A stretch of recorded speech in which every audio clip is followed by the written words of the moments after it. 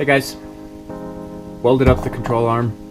Now before I assemble it, I need to chase the threads out because when I use all the heat around here it usually buggers up the threads a little bit.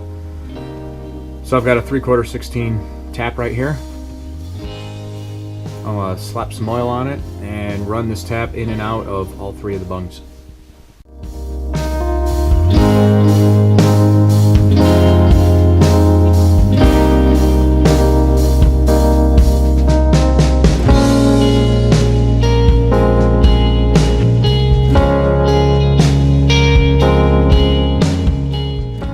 You're not really cutting anything.